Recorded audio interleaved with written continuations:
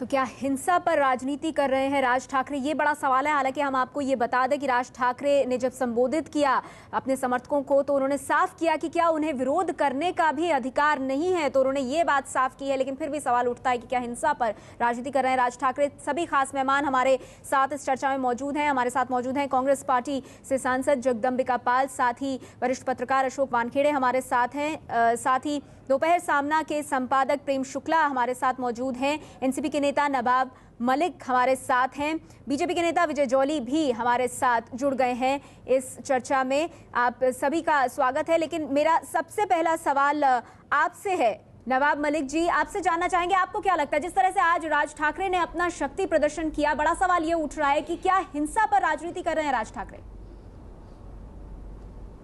तरह से भावनाओं से खिलवाड़ करने की राजनीति राज ठाकरे कर रहे हैं।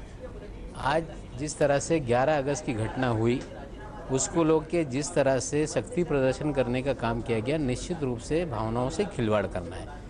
आज रजा एकेडमी के खिलाफ उन्होंने बात कही। हम उनसे पूछना चाहते हैं कि स्थापना दिवस के अपने भाषण में उन्होंने कार्टून को लेकर जो डेनमार्क का विषय था उस पर जब मुंबई में आज़ाद मैदान में रजा एकेडमी ने मोर्चा निकाला तो उसका समर्थन उन्होंने किया था। फिर भिवंडी के बारे में आज बोलने लगे, 11 तारीख के बारे में बोलने लगे। कहीं ना कहीं पहले उन्होंने मुसलमानों की सिंपैथी गेन करने का प्रयास किया, आज पुलिस वालों को भड़काने का प्रयास किया गया। कहीं ना कहीं हिंसा को लेके ये मोर्चा उन्होंने निकाला है। हम उनसे पूछते हैं कि नैतिक आधार उनके पास नहीं है, नैतिकता बनती नहीं, क्योंकि इस शहर में बार बार हिंसक वारदातें करने का काम एमएनएस के लोगों ने किया है और हिंसा के खिलाफ वो इस्तीफा मांग रहे हैं। उनका नैतिक अधिकार ही नहीं बनता है कि इस तरह के वो इस्तीफे मांगने का काम करें। ठीक है, एमएनएस के प्रवक्ता शिरीष पारकर भी थोड़ी देर में हमारे साथ जुड़ने वाले हैं तो उनसे हम बात करेंगे, लेकिन बाकी मेहमान लगातार हमारे साथ मौजूद हैं। प्रेम शुक्ला जी, जो बात यहाँ पर नवाब मलिक जी कह रहे हैं कि एमएनएस को इस तरह से शक्ति प्रदर्शन करने का अधिकार नहीं है, वो भी हिंसा के मुद्दे को लेकर, क्योंकि कई बार अगर मुंबई में हिंसा हुई है तो उसके पीछे एमएनएस का हाथ रहा है, ये कहना है नवाब मलिक का। देखिए, नवाब भाई जो कह रहे हैं वो किस दृष्टिकोण से कह रहे हैं वो बेहतर जाने, लेकिन जब म्यांमार के मुद्दे पर मुंबई के रजा अकादमी को राष्ट्रवादी कांग्रेस पार्टी और कांग्रेस द्वारा संपोषित लोगों को आज़ाद मैदान पे मोर्चा निकालने और हिंसा फैलाने, पुलिस वालों पर हमला करने की अगर जो है मंजूरी दी जा सकती है और राज ठाकरे जी का अगर शक्ति प्रदर्शन ही आप मान लें और लोकतांत्रिक प्रदर्शन का यदि विरोध करते हैं तो इसको कौन से नैतिकता का अधिकार है? जो लोग मंच पर मौजूद थे 11 अगस्त को, उनमें से सभी लोगों के संबंध या तो राष्ट्रवादी कांग्रेस पार्टी के साथ रहे हैं या कांग्रेस के साथ रहे हैं और उनको लगातार संरक्षण रहा है। जिन मोइन अशरफ की अपील पर ये सारी घटनाएं हुई, 4 दिन पहले उनसे मुख्यमंत्री मिलने गए थे, गृह मंत्री उनसे मिलने गए थे, पुलिस आयुक्त उनके दरबार के दरबारी हैं। जिस रजा अकादमी की बात की जा रही है उसके हट पर 2 पुलिस कर्मियों को जो है भिवंडी में चलाकर मार डाला गया। आज दिन तक वहां पुलिस स्टेशन नहीं बनाया जा सका। आप 17 लोगों के खिलाफ प्लस 4000 लोगों के खिलाफ एफआईआर लेते हो और ईद के नाम पर उन 17 लोगों से पूछताछ भी नहीं करते। तो कानून जब अपना काम नहीं करेगा तो राजनीतिक जो विरोधी दल हैं उनको आम आदमी की भावनाओं को प्रकट करने का मोर्चा और प्रदर्शन के अलावा विकल्प क्या बचता है? ठीक है, जगदंबिका पाल जी, राज ठाकरे जी के इस मोर्चे का समर्थन ही किया जाना चाहिए। जगदंबिका पाल जी, प्रेम शुक्ला जी कह रहे हैं कि राज ठाकरे जो है वो आम आदमी से जुड़ा मुद्दा उठा रहे हैं, इसीलिए उसका समर्थन होना चाहिए।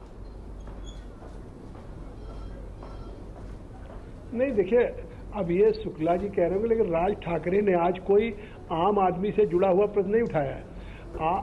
आज उन्होंने क्या कहा कि मैंने ये मोर्चा निकाला है हिंसा के खिलाफ अपने मेरी बात सुन लीजिए, पुलिस के मनोबल को बढ़ाने के लिए और जो मेरे पत्रकार मित्र मारे गए हैं, मैं समझता हूं कि क्या राज ठाकरे साहब केवल पत्रकारों और पुलिस के मनोबल को बढ़ाने के लिए उन्होंने ये मोर्चा निकाला, या कहीं न कहीं आखिर ये बात तो सही है कि अतीत में जो भी हिंसा की घटनाएं हुई उत्तर भारतीयों के साथ जिस तरीके से मनसे के कार्यकर्ताओं ने चाहे मुंबई में किया हो, भिवंडी में किया हो, पुणे में किया हो या नासिक में किया हो, तो आज उन घटनाओं के लिए मैं समझता हूँ सूप बोले चलनी भी बोले, जिसके 72 छेद हो, जो लगातार हिंसा करते रहे हों, जिनकी पार्टी के लोग हिंसा करते रहे हों, आज वो कह रहे हैं कि हम हिंसा के खिलाफ मतलब सब मोर्चा निकाल रहे हैं, जबकि सरकार जो लोगों ने भी हिंसा किया है उनके खिलाफ कार्रवाई कर रही है,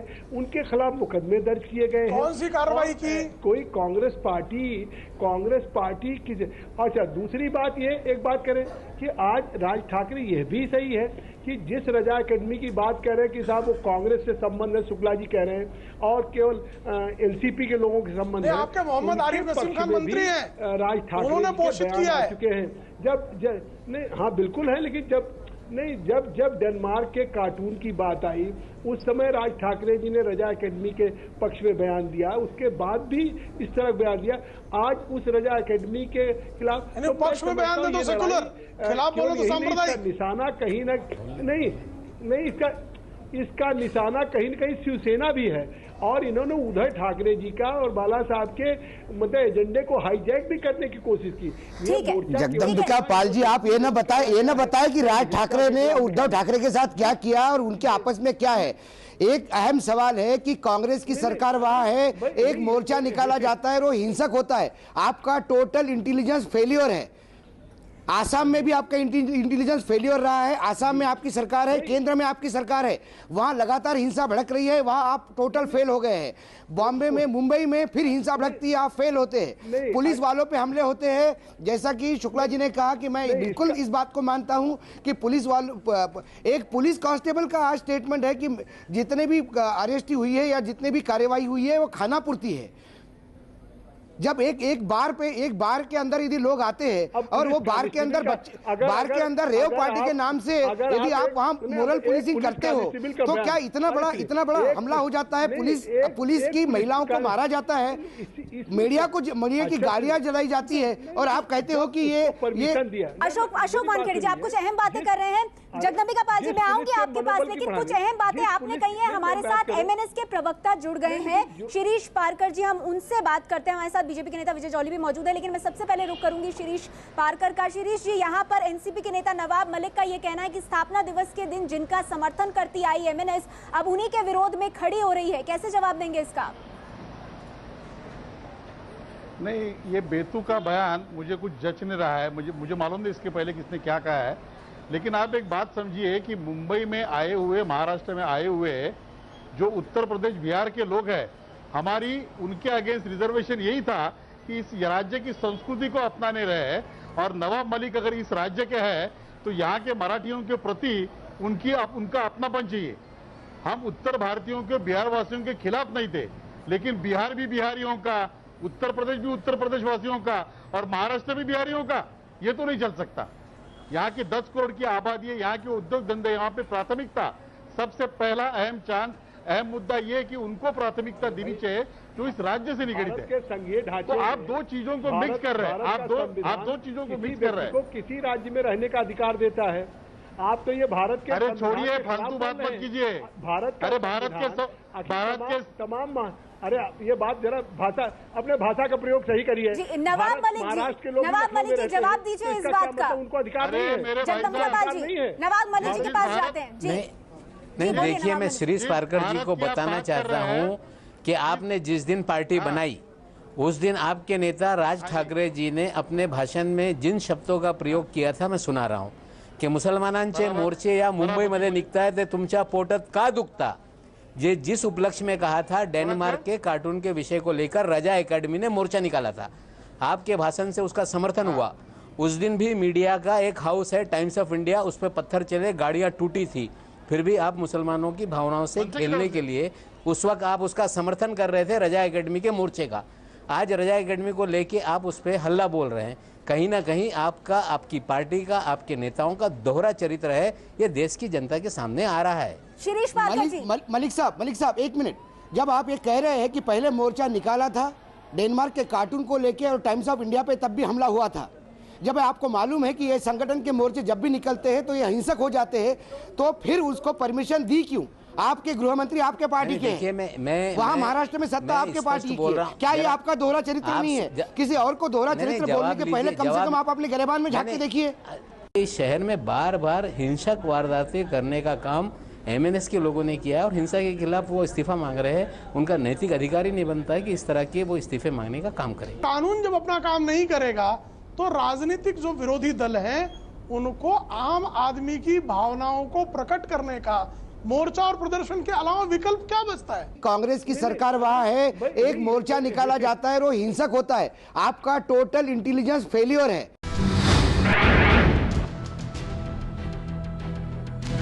तो बड़ा सवाल यही है कि क्या हिंसा पर राजनीति कर रहे हैं राज ठाकरे? विजय जॉली जी, आप क्या कहेंगे? देखिए, मेरा ये मानना है कि कौन किस नीति के ऊपर क्या राजनीति कर रहा है, मैं उससे चिंतित नहीं हूं। मैं चिंतित ये हूं कि 10 दिन बीत जाएं, आजाद मैदान के अंदर हिंसक घटनाएं हों, वोटों की राजनीति, तुष्टीकरण की राजनीति के कारण से आज उन 10 दिनों के बीत जाने के बाद जो लोग 2 लोगों की मृत्यु के आरोपी हों, जो लोग मीडिया की वैन्स को जला देते हो, जो लोग प्रेस के फोटोग्राफर्स की जम के पिटाई करते हो, वो 10 दिन के बाद भी अगर पकड़े नहीं जाएंगे तो मुझे लगता है वो किसी भी पार्टी का कार्यकर्ता, नेता, अभिनेता क्यों ना हो, उसका खून खौलना जरूरी है। और मुझे लगता है सरकार को जो एडमिनिस्ट्रेशन देखना चाहिए, जो मैनेजमेंट करना चाहिए, उसके अंदर चाहे मुसलमान की जान जाए या हिंदू की जान जाए, सिख की जाए या क्रिश्चियन की जाए, वो जान जाती तो भारत के भारतीय नागरिक की है। सरकार क्या कर रही है? ठीक बात है, इंटेलिजेंस फेलियर होता है। रजा एकेडमी पहले करती है, उसको रोका नहीं जाता, दोबारा करती है, उसके ऊपर अंकुश नहीं लगाया जाता। और 10 दिन बीत जाने के बाद भी जब पुलिस अपने हाथ के हाथ डाले बैठी रहती है, सरकार चुप रहती है, और वो केवल मात्र इस चुप रहती है कि एक विशेष समुदाय के लोग वहां पर हिंसा करते, 50,000 लोगों का आजाद मैदान के अंदर खुलेआम लाठियां लेकर चलते हुए, मैंने तो वो चित्र देखे हैं कि पुलिस आगे भाग रही है और लाठी लिए हुए मेरे एक विशेष समुदाय के मित्र बंधु उनके पीछे भाग रहे हैं। इससे भयानक स्थिति मैं देख नहीं सकता। इसलिए और देश के अंदर जिस प्रकार का पलायनवाद जो असम के नॉर्थ ईस्ट के बच्चों के साथ हो रहा है, इससे बद से बदतर स्थिति नहीं हो सकती। तो आप महाराष्ट्र और की इसके लिए सरकार पर आरोप लगा रहे हैं। जी जगदंबिका पाल जी, आपकी और एनसीपी की मिलीजुली सरकार है, कांग्रेस और एनसीपी की महाराष्ट्र में। विजय जॉली कह रहे हैं ये सरकार की नाकामी है, सरकार की चुप्पी है, जो 11 अगस्त को आजाद मैदान में देखने के लिए मिली। तो उसके बाद अब जो विरोध प्रदर्शन हो रहा है एमएनएस की तरफ से, उसके लिए तो तैयार रहना चाहिए आपको।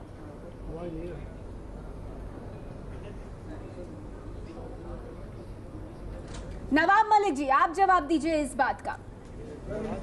देखिए, ऐसा है कि 11 तारीख के दिन जो घटना हुई, निश्चित रूप से वो दुर्भाग्यपूर्ण है। सरकार से परमिशन नहीं दी गई, पुलिस का जो असेसमेंट था कहीं ना कहीं उसमें चूक हुई। जितने लोग आएंगे उसका अंदाज उनको नहीं हो पाया। परमिशन देते समय उन्होंने जो सावधानी बरतनी चाहिए थी वो नहीं बरती, ये हम स्वीकार करते हैं। लेकिन जिस प्रकार से कहा जा रहा है कि उसमें गुंडे आए थे, तो मैं जानकारी आपको एक देना चाहता हूं कि मुंबई के मीडिया में बार बार एक क्लिपिंग दिखाई जा रही है कि एक वेल नोन गुंडा गोगा पठान, आज राज ठाकरे जी ने भी कहा कि उसमें गुंडे आए थे, तो वो गोगा पठान ये नवनिर्माण सेना का नेता है मुमरा का। मैं आज जानकारी आप लोगों को दे रहा हूं, इसकी भी जानकारी राज ठाकरे साहब लोगों को देना कि एमएनएस के गुंडे कितने थे उस 11 तारीख के आंदोलन में। शिरीष पारकर जी बहुत बड़ा आरोप लगा रहे हैं आपके ऊपर नवाब मलिक। सबसे पहले जिस घिनौनी भाषा को नवाब मलिक के जैसे कि एनसीपी के नेता अपने आप को कहलाते हैं, उसका मैं निषेध करना चाहूंगा। एक दूसरी बात, आपको मालूम है राजनीतिक व्यवस्था में कोई भी आदमी बिना पार्टी के अपॉइंटमेंट लेटर के खुद के कार्ड छपवाता है। ये गोगा पठान ना ही मनसे का आदमी है, ना ही मनसे का नेता है। रही दूसरी बात, नवाब मलिक कह रहे हैं कि घटना दुर्भाग्यपूर्ण थी और इंटेलिजेंस फेलियर है। दोनों चीजें गलत है। इंटेलिजेंस फेलियर नहीं था, लोगों को पूरी तरह से पुलिस डिपार्टमेंट को मालूम था, संख्या में चूक गए होंगे, लेकिन लोग आने के बाद उसके ऊपर एक्शन लेने के लिए जब पुलिस उतावली हो रही थी, तब इसी सरकार के पालक मंत्री नसीम खान हो या फिर अरूप पटनायक हो, आज यूट्यूब के आप वीडियो देख सकते हैं कि अपने डिप्टी कमिश्नर को या अरूप पटनायक गाली देता है। इसे दुर्भाग्यपूर्ण नहीं कह सकते, इसे कंडेमनेबल एक्ट कहते हैं। उसके बावजूद भी पिछले 24 घंटों में 500 के ऊपर मनसे कार्यकर्ताओं को डिटेन किया गया है पुलिस स्टेशन के अंदर, और पिछले 10 दिन के अंदर 50 कार्यकर्ता रजा अकादमी की भी पकड़ नहीं जा सके। इसे कंडेमनेबल एक्ट कहना चाहिए, इसे दुर्भाग्यपूर्ण नहीं कहना चाहिए। रही बात, गोगा पठान ना ही मनसे का आदमी है, ना ही उसे मनसे का अपॉइंटमेंट मिला है। अगर कोई सेल्फ प्रोक्लेम होगा तो पुलिस उसकी जांच करे, उसको सलाखों के पीछे देखना हम लोग चाहेंगे। मुंबई के आजाद मैदान में हुई हिंसा के खिलाफ आज राज ठाकरे अपने समर्थकों के साथ मुंबई की सड़कों पर उतरे। राज ठाकरे ने महाराष्ट्र के गृहमंत्री आर पाटिल और मुंबई पुलिस कमिश्नर अरूप पटनायक के इस्तीफे की मांग की। राज ने जिस तरह शक्ति प्रदर्शन किया उससे सवाल उठे कि क्या राज मराठी छोड़कर हिंदू राजनीति में कूद पड़े हैं। हालांकि राज ने खुद साफ किया कि उनकी एक ही नीति है और वो है महाराष्ट्र नीति। लेकिन जिस तरह से राज ठाकरे ने मुंबई में बाहर से आकर बसने वालों की बात की, उससे ये सवाल भी उठ रहा है कि क्या अब हिंदू राजनीति कर रहे हैं राज ठाकरे। अख्ख्या उत्तर प्रदेशमध्ये जे काही पाकिस्तान्यांचे आणि बांगलादेशांचे बिहारमध्ये आणि झारखंडमध्ये जे अड्डे झालेत ना, ते रोज ट्रेन भरभरून इथे महाराष्ट्रामध्ये येत आहेत आणि ह्यांचे जे मोर्चे आणि अड्डे उभे राहत आहेत ना, ह्याचा त्रास होणार आहे भविष्यात आपल्याला। तो बड़ा सवाल ये उठ रहा है कि क्या हिंदू राजनीति की तरफ बढ़ रहे हैं राज ठाकरे। अशोक वानखेड़े जी, आप क्या कहेंगे? सवाल यह है कि अभी तक भले ही राज ठाकरे टेक्निकली ये कहते हो कि मैं अभी भी हिंदू उसमें राजनीति में नहीं कूदा हूँ और महाराष्ट्र धर्म मेरा धर्म है और जो भी इस धर्म के आड़े आएगा हम छोड़ेंगे नहीं। सवाल महाराष्ट्र धर्म और मराठी नीति का है। मराठी नीति ये मराठियों की हो सकती है, मराठियों के लिए लड़ाई हो सकती है, मराठियों की विकास की बात हो सकती है, लेकिन जब महाराष्ट्र धर्म की बात आप करेंगे तो ये समस्त महाराष्ट्र वासियों की बात होगी। और महाराष्ट्र में या इस देश के किसी भी राज्य में एक पर्टिकुलर भाषा के लोग या पर्टिकुलर जाति या धर्म के लोग नहीं रहते। महाराष्ट्र में जब बात होगी महाराष्ट्र में, तो महाराष्ट्र में पंजाबी भी है, गुजराती भी है, पारसी भी है और महाराष्ट्र में सिख भी है। तो महाराष्ट्र में कई टाइप के लोग हैं। बात आप कह रहे हैं शिरीष पारकर जी, जो बात यहाँ पर अशोक वानखेड़े कह रहे हैं कि महाराष्ट्र धर्म की बात आज राज ठाकरे ने कही है, यानी कि महाराष्ट्र धर्म की बात में सिर्फ मराठी मानुष नहीं आता है, लेकिन लगता है कि कहीं ना कहीं इशारा बांग्लादेश पर है। शिरीष पारकर जी। नहीं, महाराष्ट्र धर्म के अंदर हिंदू धर्म आता है, ये मतलब बेतुकी बातें हैं, मुझे नहीं लगता। आप डिस्टॉर्ट कर रहे फैक्ट्स को। मैं इतना ही कहना चाहूंगा कि पाकिस्तान और बांग्लादेश, इन दो देशों से वाया यूपी बिहार के रास्ते से जो महाराष्ट्र के अंदर जो बड़ी तादाद में 2 वक्त की रोटी कमाने के नाम से जो बाहर के लोग आते हैं, आप देखेंगे कि मुंबई में गवर्नमेंट की फिगर्स है कि 1.5 करोड़ की मुंबई शहर की आबादी में करीबन 3 या 4 लाख करीबन बांग्लादेशी लोग यहाँ पे बसते हैं। तो उनके निकालने के लिए सरकार अपना कुछ एक कड़ा रवैया नहीं अपना रही है। और ये कौन लोग हैं जिन्होंने 11 अगस्त की ये घटनाओं को अंजाम दिया है? क्या वो स्थानिक भाषा बात कर रहे थे? नहीं बात कर रहे थे।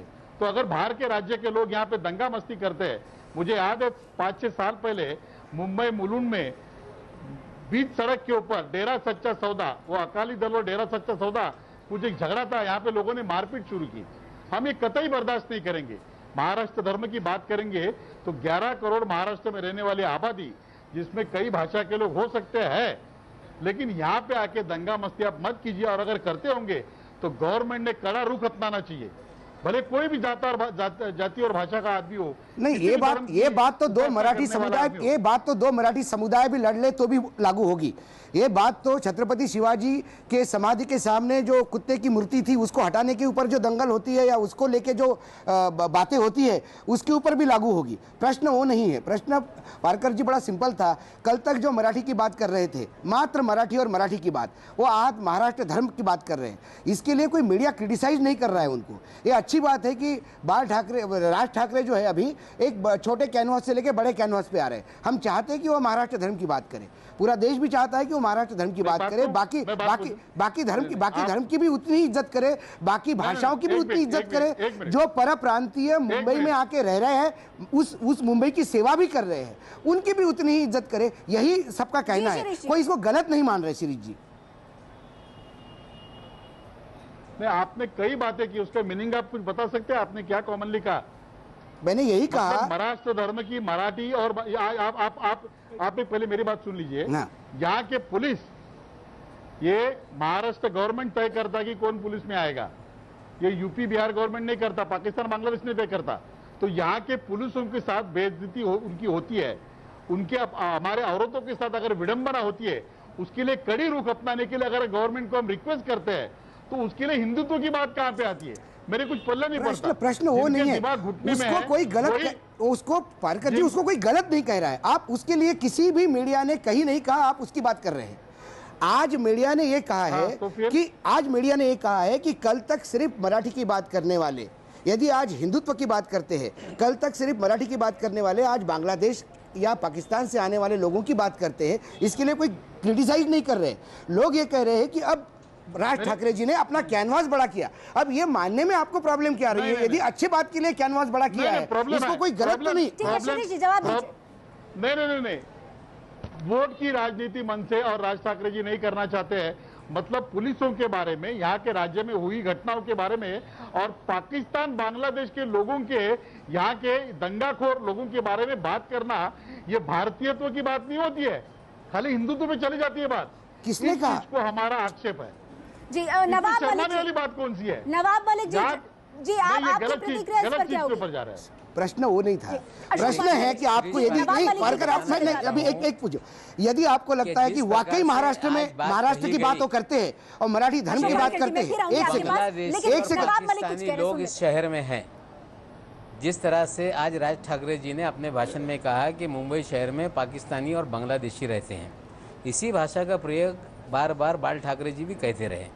आपको मैं बताना चाहता हूँ, इस मुंबई शहर में लगभग मुसलमानों की आबादी 30 लाख के करीब है, जिसमें ये महाराष्ट्र के जो ओरिजिन मुस्लिम है वो 1 लाख के करीब होगा। 29 लाख जो मुसलमान इस शहर में रहता है, या तो वो बिहार से आया होगा, राजस्थान से आया होगा, मध्य प्रदेश से आया होगा, उत्तर प्रदेश से आया होगा, या देश के अन्य राज्यों से आया हुआ मेहनतकश मुसलमान यहाँ पे है, या वो 100 साल पहले आया होगा या 2 साल पहले आया होगा। कहीं ना कहीं इनडायरेक्ट तरीके से सारे मुसलमानों को कटघरे में खड़ा करने का प्रयास ये नवनिर्माण सेना के माध्यम से आज की मीटिंग में। एक और बात हुई है, बुद्धिस्ट धर्म के मानने वालों की भी भावनाओं को भड़काकर कहीं ना कहीं इन मुसलमानों के खिलाफ जो परप्रांतीय हैं उनको भी भड़काने का प्रयास आज के भाषण में राज ठाकरे जी ने किया है। इसको गौर से समझने की जरूरत है। मलिक साहब, मुझे लगता है आपको मराठी एक बार फिर से ठीक से मराठी पे थोड़ा सा आपको विचार करना पड़ेगा। आपके मराठी पे यदि राज ठाकरे का भाषण आपने ढंग से सुना होगा तो उन्होंने कतई मुंबई में रहने वाले मुसलमान पे आरोप नहीं लगाए। उन्होंने कहा कि रोज जो ट्रेनें आती है बाहर से और बांग्लादेश और पाकिस्तान के जो मुसलमान आते हैं, उन्होंने एक पासपोर्ट तक दिखाया। देखिए, सवाल राज ठाकरे, अब प्रश्न ये है कि जब भी कोई मुसलमान बाहर से आने की बात करेगा या आतंकवादी मुसलमान कसब पाकिस्तान से आके हमला करता है, अब उसको पाकिस्तानी कोई भी कहेगा तो बाहर ढकने की भाषा हो गई। ये तो गलत है। आपका मराठी का ज्ञान ज्यादा ना दे। नहीं, मैं आपको बता रहा हूँ, ये आपकी जो बार बार भाषा बदलती है और आप परिभाषित करते हो। अभी आपने एक बात और कही थी कि नैतिकता है ही नहीं राज ठाकरे को ये बोलने के लिए, क्योंकि वो अपने रोज बयान बदलते हैं, अपने विचार बदलते हैं। अरे आप जिस पार्टी से आते हो, आपकी पार्टी ही बनी थी सोनिया गांधी के विदेशी मूल को लेकर, बाद में उसी के चरणों में बैठ के आप सरकार चला रहे हैं। आप हिंसक राजनीति के सवाल हिंसक का नहीं है। उन्होंने आज अपने भाषण में कुछ नहीं कहा। उन्होंने आज अपने भाषण में कतई हिंसा के लिए कि उत्तर प्रदेश और बिहार से गलत बात वो बांग्लादेश और पाकिस्तान के लोग मुंबई शहर में आ रहे हैं। हमारे साथ प्रेम शुक्ला भी मौजूद हैं। प्रेम शुक्ला जी, आप कैसे देखते हैं नवाब मलिक की बात को? देखिए, नवाब भाई बातों को बदल रहे हैं और इनके आरोपों को लेकर भी मुझे एक बात याद दिलानी है इनको। ये पिछले चुनाव के दौरान उन्होंने एक आरोप लगाया था कि समाजवादी पार्टी के अध्यक्ष अबू हाशिम आजमी और मनसे चीफ राज ठाकरे जी किसी प्रोजेक्ट में पार्टनर हैं जी। तो मैं इनसे ये कहूंगा, एक बार वो प्रोजेक्ट को आप कभी कृपया आप सबूत दे दें। अभी आपने गोगा पर भी बात की है, तो आप इसको कृपया स्पष्ट करें, सिर्फ आरोप ना लगाएं। इससे क्या होगा, स्थिति बिगड़ेगी। और राष्ट्रवादी कांग्रेस पार्टी और कांग्रेस पार्टी जो सत्ता में बैठी है, उसने जो निकम्मापन दिखाया है, कोई किसी मुसलमान को, किसी हिंदू को दोष नहीं देने बैठ रहा है। दोष सिर्फ इतना है कि जिन्होंने दंगे को प्रेरित किया, जिन्होंने दंगे कराए, उनके खिलाफ कार्रवाई करने में गृह मंत्री ने और पुलिस आयुक्त ने पूरी तरह से निकम्मापन दिखाया है। इसकी परिणति की राज ठाकरे जी के भाषण के तत्काल बाद जगदम्बिका पाल जी भी कुछ कहना चाहते हैं। जी, जगदम्बिका पाल जी, दे दिया तो आम आदमी जो है वो इससे रुष्ट है। इसलिए कहना चाहता हूँ, इसलिए जो है इनकी बात को जो है, इनके उत्तरदायित्व को स्वीकार करने का इनको कहा जा रही है, उदार हृदय दिखाना चाहिए। नहीं, बहस का मुद्दा क्या है आज? बहस का मुद्दा क्या है?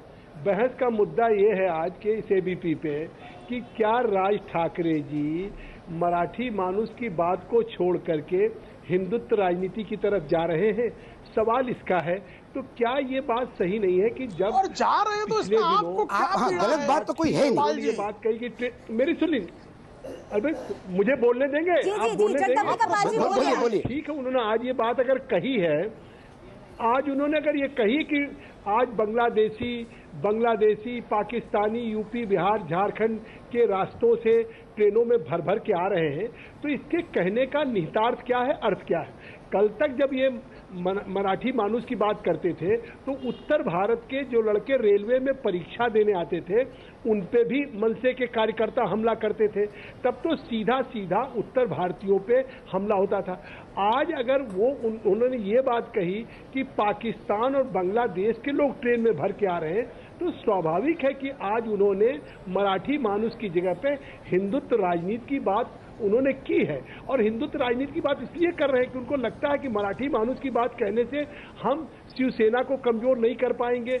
राज ठाकरे ने आज जो मोर्चा निकाला, जिस तरह से अपने कार्यकर्ताओं को संबोधित किया, सवाल उससे खड़ा हो रहा है कि क्या मराठी से अब हिंदुत्ववादी राजनीति में कूद रहे हैं राज ठाकरे। विजय जौहरी साहब, आप कुछ कहना चाहते हैं? देखिए, मुझे लगता है कि आज देश के अंदर हमें दलगत राजनीति से ऊपर उठ के इस पूरी समस्या के बारे में सोचना चाहिए।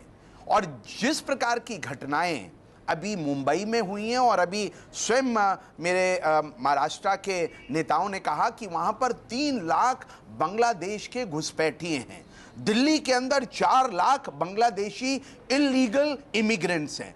देश के 2001 के सेंसस के अंदर देश के अंदर पूरे भारत के अंदर 30,84,826 बांग्लादेशी इलीगल सिटीजन्स थे। अगर उनके खिलाफ आवाज उठाई जाती है तो उसको यह माना जाए कि वो कहीं हिंदुत्व के पथ की बात करने वाला कोई राजनेता है, मुझे लगता है कि इससे घृणित राजनीति नहीं हो सकती। जो लोग सीमा पार से इलीगल तरीके से आकर हमारे साधनों पर, संसाधनों पर, हमारे बच्चों के, नौजवानों के एम्प्लॉयमेंट के राइट्स के ऊपर कुठाराघात करते हैं, वो चाहे किसी भी धर्म के हो, हमें उनका कड़ा मुकाबला करना पड़ेगा। और जिस प्रकार की आजाद मैदान की घटना होती है, 50,000 मेरे एक विशेष समुदाय के नौजवान वहां पर जाएं, दंगा हो, और उस स्टेट का home minister mister R Patil अपनी निष्कामी दिखाए, वहां का पुलिस कमिश्नर अपना इंटेलिजेंस फेलियर दिखाए, 11 दिन बीत जाने के बाद भी ना तो होम मिनिस्टर रिजाइन करे और ना पुलिस कमिश्नर को रिजाइन करने के लिए बंद किया जाए। पाल से रिला रहे हैं जी, जगदम्बिका पाल जी। नहीं, देखिए ये बात कह रहे हैं, इस पे कौन सी बहस है, कौन इनको डिफेंड कर रहा है कि अगर किसी भी राज्य में कोई इलीगल इमिग्रेंट्स हैं तो उनको आइडेंटिफाई किया जाना चाहिए, उनको बिल्कुल निकाला जाना चाहिए। दूसरी बात रही कि अगर कोई बांग्लादेशी आया है तो उसको एम्प्लॉयमेंट का राइट कैसे मिल जाएगा, उसको नौकरी में कहां से इंडियन नेशनल की सिटीजनशिप उसको मिल जाएगी, कैसे वो हो सकता है। और ये कहना कि आज चाहे महाराष्ट्र हो या कहीं भी हो, आज घटनाएं हो रही उत्तर प्रदेश में, महाराष्ट्र हो, बिहार हो, उड़ीसा हो, सब जगह अगर वो घटनाएं होती हैं और उन घटनाओं में कार्रवाई न हो या उन घटनाओं के बाद, तो आप इस तरीके से आप अगर महाराष्ट्र में पूरे एक संघीय ढांचे में देखिए, ये बात इस तरीके से कही जा रही है कि जैसे महाराष्ट्र के पुलिस को, आखिर घटनाएं तो हर राज्यों में कहीं पुलिस के साथ दुर्भाग्यपूर्ण हो जाता है, तो इसको क्या इस तरीके से कहने का कोई तात्पर्य तो होता नहीं। लेकिन आपने कांग्रेस के मंत्री का अब तक रेजिग्नेशन क्यों नहीं दिया? जगदम्बिका पाल जी, आप कांग्रेस के वरिष्ठ नेता है, मेरी आपसे अपेक्षा थी, आप कहते इंटेलिजेंस फेलियर के लिए police commissioner should be held responsible. अगर वहां पर अगर किसी भी ढंग से दंगा होता है तो उसकी कौन जिम्मेदारी लेगा? मुख्यमंत्री लेगा या गृह मंत्री लेगा? आज हजारों असम के बच्चे, नॉर्थ ईस्ट के बच्चे पलायन कर रहे हैं, आपकी सरकार क्या कर रही है? आप बिना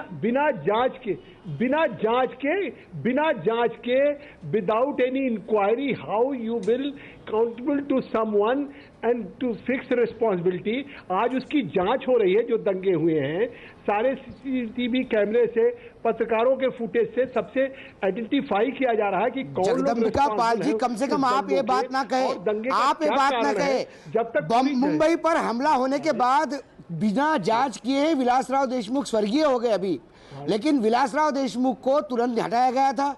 बंबई में ब्लास्ट हुए, कपड़े बदलने के चक्कर में होम मिनिस्टर को हटा दिया गया था। ये आप ही की पार्टी थी और कोई पार्टी नहीं थी। कांग्रेस का मोरल वैल्यू इतना ऊपर जाता है कभी कभी कि हमको लगता है कि वाकई इस देश में अभी बहुत एक्शन होने वाला है, लेकिन कभी कभी आप इतने लो लेवल पे पहुंच जाते हैं कि लगता है कि हो क्या रहा है। ये दोहरा मापदंड क्यों? नहीं, बिल्कुल लो लेवल है। नहीं, इसमें कैसे लो लेवल? कौन सा? कसाब के बारे में तो अभी, मुंबई हमले के बारे में तो अभी भी डिसीजन नहीं हुए कुछ, लेकिन मुख्यमंत्री निकाले गए, उसके बाद सरकारें बदल गई। ठीक है जगदम्बिका जी, आप कह रहे हैं कार्रवाई करें तो सरकार फंसती है, ना करें तो फंसती है। शिरीष पारकर जी इस पर कुछ कहना चाहते हैं? जी शिरीष पारकर जी। हाँ, न कहे तो फंसती है, बिल्कुल ठीक। नहीं, मैं सारी चीजें सुन रहा हूँ। मुझे एक बड़ी अचरज की बात लग रही है कि अभी थोड़ी देर पहले मिस्टर नवाब मलिक जी ने कहा कि मुंबई में 80% मुस्लिम लोग ये बाहर के राज्य से आए हुए हैं। मैं जानना चाहूंगा, नवाब मलिक एनसीपी के प्रवक्ता है कि खाली मुस्लिमों के प्रवक्ता है? उन्होंने इंडियन मुजाहिदीन की बात नहीं की, सीमी की बात नहीं, लश्कर तैयबा की बात नहीं की, उन्होंने कसाब के बारे में नहीं बात किया, उन्होंने मनसे की नीति के बारे में बात किया। तो आप कहना क्या चाह रहे हैं? आप इशारा कर रहे हैं कि मैं इतने जात के लोगों का मैं मुखिया हूं, तो आप एंटी नेशनल सोच की बात कर रहे हैं। आप महाराष्ट्र के मंत्री रह चुके हैं, महाराष्ट्र के विधायक है, तो आपने लोकल लोगों की बात करनी चाहिए। अगर मुंबई के अंदर मराठी भाषिक मुस्लिम ज्यादा तादाद में नहीं है तो गवर्नमेंट की गलती है, लेकिन महाराष्ट्र में तो 1-1.5 करोड़ की तादाद में शिरीष पारकर जी, नवाब मलिक इस पर जवाब देना चाहते हैं। जी नवाब मलिक जी। ऐसा है कि राष्ट्रवादी कांग्रेस पार्टी का स्पष्ट मत है, वो रीजनल राजनीति में विश्वास नहीं करती, पूरे देश को एक समझती है और सभी देश के नागरिकों को समान हक है और देश में कहीं भी आने जाने, रहने, संपत्ति अर्जित करने का उसका मौलिक अधिकार है। ये एनसीपी की नीति है। जब आप कह रहे हैं कि उत्तर प्रदेश और बिहार से भर भर के बांग्लादेशी आ रहे हैं, तो कहीं ना कहीं उन्हीं मुसलमानों को आप निशाना बना रहे हैं। तो बात लोगों के सामने बोलना ये एंटी नेशनलिस्ट हो ही नहीं सकता, ये सोच का सवाल है। हम स्पष्ट आपसे कहना चाहते हैं कि जो घटना 11 तारीख को घटी उसकी निंदा सभी लोग करते हैं। बार बार चर्चा हो रही कि कार्रवाई नहीं हो रही। मुझे लगता है कि क्लिपिंग देखकर पुलिस निर्दोषों को ना पकड़ा जाए, इस तरह की मांग भी उठ रही है। मुझे लगता है जो लोग क्लिपिंग में हैं वो सबकी गिरफ्तारी होगी, जिन लोगों ने गड़बड़ी कराई उन पे कार्रवाई होगी। थोड़ा समय जरूर लग रहा होगा, लेकिन सरकार ठीक है नवाब मलिक साहब, तो आप कह रहे हैं कि सरकार किसी को बख्शने वाली नहीं है, सबकी गिरफ्तारी होगी जो भी 11 अगस्त की घटना में शामिल थे। लेकिन इस बीच राज ठाकरे कहीं ना कहीं मुसीबत जरूर बढ़ा रहे हैं सरकार की। जिस तरह से उन्होंने मोर्चा निकाला, शक्ति प्रदर्शन किया, सवाल ये भी है कि क्या मराठी राजनीति से हिंदू राजनीति का रुख कर रहे हैं राज ठाकरे।